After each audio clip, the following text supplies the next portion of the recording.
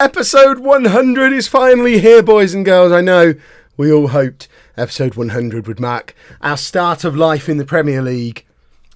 Instead, let's celebrate by spending £1 million.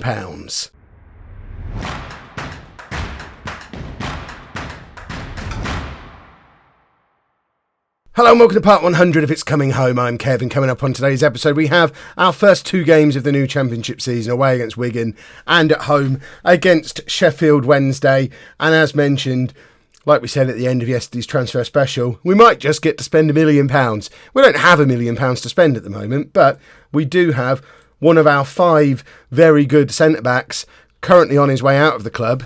Fingers crossed, £1.6 million deal to Reading. If that goes through, we will then have £1 million that we can then go and spend on our new central midfielder, which is, I think, the missing piece of the jigsaw. Looking at the squad, everywhere is looking pretty solid, pretty strong, apart from central midfield, where it would be nice to bring in a real top quality, like 4-star quality player, an Anthony Harris of the midfield, or a Ross Wright, who we're selling, of the midfield. But look, we've got lots of good centre-backs. We don't need Ross Wright anymore. But a real top quality central midfielder would be excellent. But we need money to be able to do that.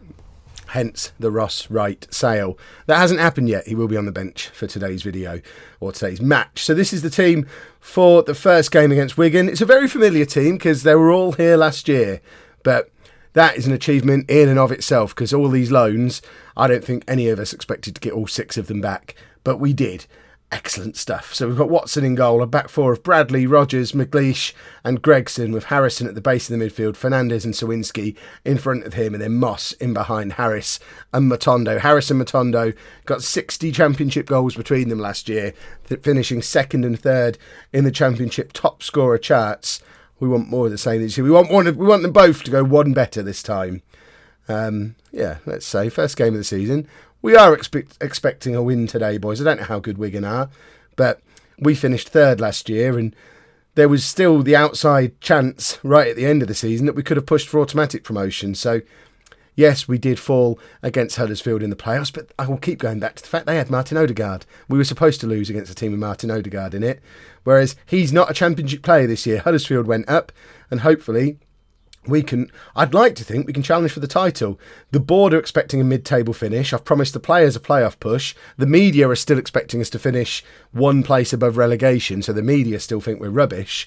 But I'd like to think, having kept the squad together and hopefully strengthening in the right places, McCrory is going to be a key player at both centre-back and defensive midfielder as the season goes on. Don't expect him to play 46 games. He's 31 years old. But expect him to play a significant chunk of them, and probably, I know Semic Powell is officially still club captain with Anthony Harris vice captain, but realistically Harris is our captain and McCrory is the man who's most likely to have that armband if and when Harris doesn't play. Fernandez out to Bradley crosses to Matondo grabs his first of the season, our first of the season, puts us 1-0 up after 23 minutes. Lee Bradley once again showing that he's an excellent winger. If we could just teach this boy to defend, then we'd have a proper wing back on our hands. But at the moment, I'm pretty happy with him being an excellent winger. It's a lovely cross from Matondo, and we are 1-0 up. And Matondo, first of many. I don't understand why he's still here. I don't know why Stoke seemingly, I mean, they don't want him because they keep letting us loan him out, but also they keep giving him new contracts, so we can't sign him permanently. It's like they're just holding out for us to give them. They're holding out for us to get promoted to the Premier League and give them £7 million for him. That's all it can be. He's just got his second 2-0. Marvellous stuff. Now I've had a little cough. Let's have a look at the replay as well. Got to have a little look at the replay. Harris this time getting in behind and crosses it over to Matondo. Easy peasy for Charlie Matondo. Second goal of the game. Second goal in 2 minutes. And it looks like we're starting this season where we ended last season, at least in regular league games. Playoffs don't count, but we're looking like a very good team again, which is I would expect us to be. We're not having to bring any new players into the team. We're not having to gel a new squad.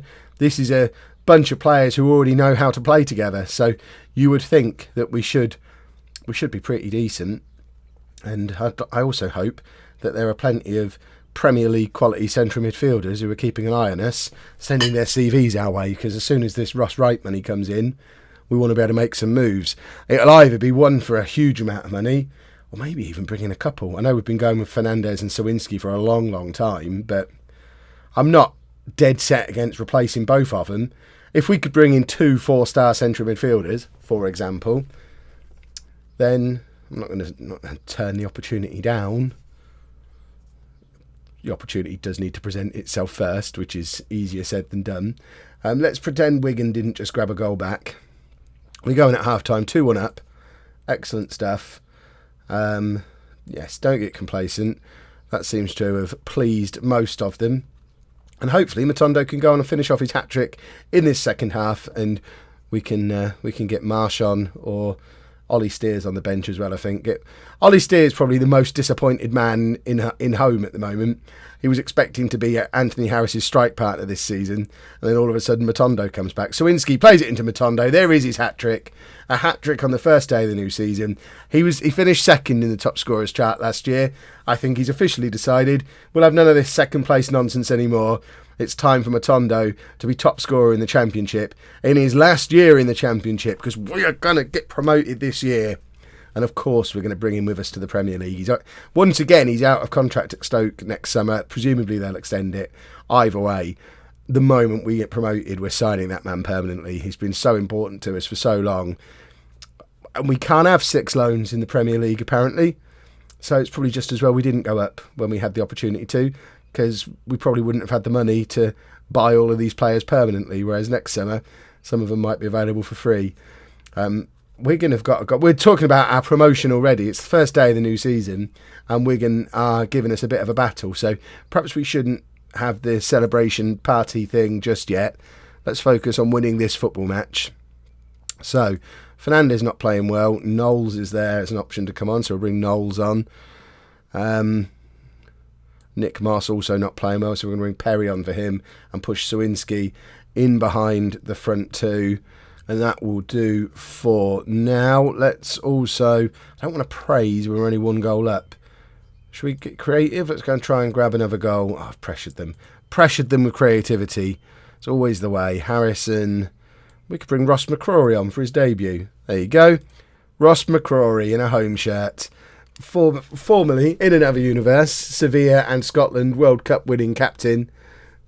In this universe, he's never played for Scotland. And he's now Wigan away on the first day of the season, where in the other reality he won the World Cup.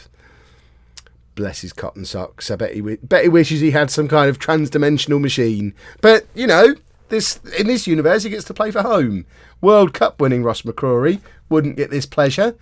So who's the real winner here? Which Ross McCrory has really had the best of life up until this point?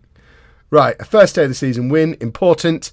Let's go do the same against Sheffield Wednesday, but in between the two, we do have the transfer window closing, so we need the Ross Wright deal to go through quickly enough for us to then be able to make some moves of our own. Let's see if we get the opportunity to spend £1 million. Part 1 of the plan seems to be going through. Ross Wright confirms he's leaving to go to join Reading. He gets £325,000 of that deal.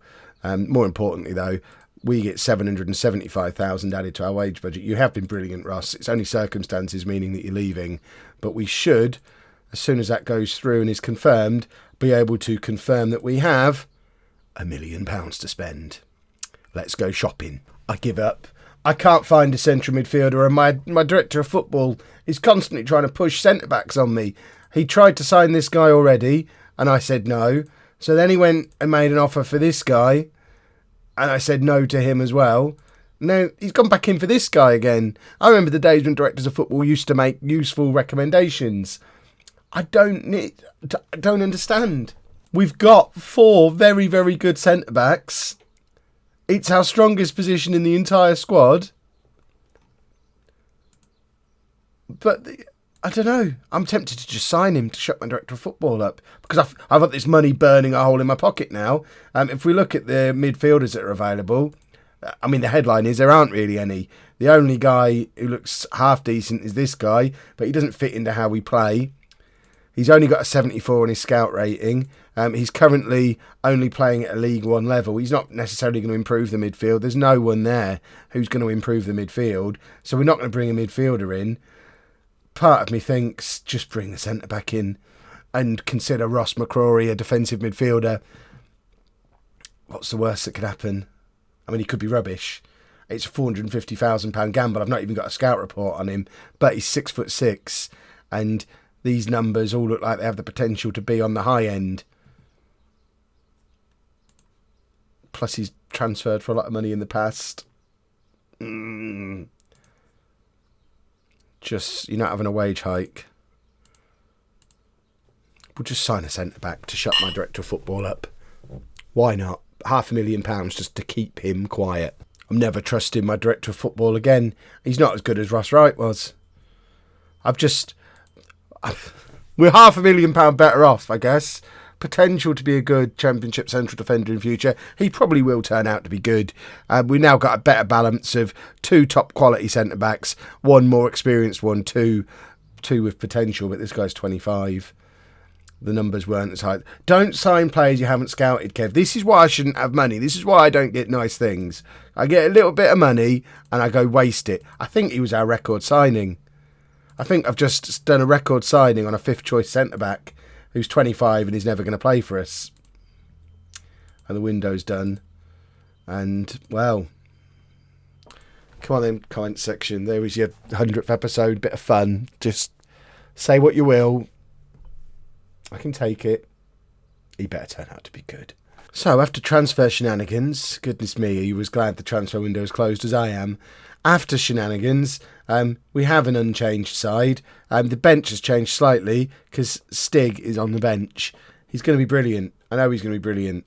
Let's go and win this game. If we win both games in this episode, at least then we can just pretend none of the other stuff happened. We're going to get promoted. Yay. And when we get promoted, it doesn't matter. A £450,000 reserve centre-back, that's fine for a Premier League team. That's basically a free transfer. But if we now... imagine it's the last day of the season. We could get promoted if we could just score a free kick from the edge of the area. And we've got no one to take it because we don't have right. Or he scores the free kick for Reading. Even worse. Harris. What a goal from Anthony Harris. Last match was all about Matondo. Oh, I'm so excited. The last match was all about Matondo. Anthony Harris, though, opens his account for the season in the 3rd minute of the match. First goal of the season for him. Just finish the highlight before the coughing fit starts properly, please. Oh, it looks even better from that angle. Now cough. There we go. Sorted. Oh, this is why there were no videos last week. This is fine. I feel great now. Now I'm only coughing every time we score a goal again. Goodness me. Right. Look at the football we just played there. That was spectacular. I don't care that I can't do transfers and I can't spend money and I don't know what I'm doing. The team that we put together 3 years ago that's still largely together has just one-touched footballed it for our entire midfield, and Matondo's got his 4th of the season, not to be outdone by Mr. Harris, it seems. It's the best strike partnership, I would argue, based on the fact that you don't get many 2-striker partnership thingies in the Premier League. Could even be the best strike partnership in English football. It's certainly the best strike partnership outside the Premier League. I don't know if there are any partnerships in the Premier League. There probably aren't because it's not trendy anymore to play with 2 strikers. But what a partnership they are. Matondo's got himself sent off now, hasn't he? No? Excellent stuff. Even better. I can't believe the transfer business we've done in this episode. Let's pretend it's not happening. Cross from Bradley. It looked like it was almost a shot, actually. And Matondo's just hovering around their keeper, waiting for a mistake. A mistake doesn't come. Charlton have now joined us at the top of the table. Charlton actually came in over the summer. I don't think I mentioned it in yesterday's video. Came in and offered to take Shane Phillips on loan for the season, but only wanted to pay 10% of his wages. And it's not as if he's on loads of money. I mean, 10% of his wages was about £200 a week, and they wouldn't up it. If they'd have offered to pay all of his wages, Shane Phillips might have been playing for Charlton today. But as it is, he isn't, and they seem to be doing all right anyway because they're level with us at the top of the league. So I think they must have come up last year. I don't remember playing Charlton last season, so they must be new boys to this division. And clearly don't need Shane Phillips to just like we don't, because he's not in our team either. We're showing again in these first couple of matches, despite all the players we brought in, just how poor we are at the back still. I wonder if my director of football is trying to tell me the only way he knows how. Play 3 centre-backs. That's why you need 5, because at some point you're going to decide to play 3. You've got the 2 best wing-backs in the league, in Gregson and Bradley. Try playing them as wing-backs, bring another centre-back in, and then that solves your midfielder problem, Kev. Perhaps my director of football was a genius after all. Maybe we'll even try it at some point, but we ain't trying it anytime soon, let's face it. As long as we're still winning matches, as long as we're still scoring more goals than the opposition, why can't I get through this match? This is ridiculous. Right, if I have another coughing fit in this video, we're just going to abandon the episode. If it just stops, that's why. I don't know what's wrong with me. Well, I do know what's wrong with me. I've got a cough. Don't know if I mentioned it. It's news to everybody. Perhaps I should have T-shirts made for that. I've got a cough. Kev, not even 2019. Every year, Kev's got a cough. All the time. Right, we are still top of the league though. Charlton aren't anymore. So that's my story of Charlton over and done with. 5,500 people are in the Serenuk Nuhu Stadium today. We are absolutely maxed out. We need a bigger ground, but we've got no expansion capacity here at this one. We can't get a new one because I think it's a 20-year limit is hard-coded into the game. So we're not getting a new ground at any point. We can't expand this ground. We kind of need to get promoted to be able to force through the ground share wherever that ends up being. Because if we're maxing out this stadium now, that's going to start affecting our ability to continue to grow financially if we can't keep growing attendances and whatnot. Good save from Watson. Right, we get clear. Excellent. Just good luck editing this together, future Kev. I hope you had a good time. Right. Let's make some substitutions. Should we bring Stig on? I mean, to be fair, McLeish is the worst player on the pitch. But we've got Ross McCrory, so we'll bring Ross McCrory on. Instead, Stig can sit it out for a little bit longer. Sawinski can come off and we'll bring Knowles on for Sawinski.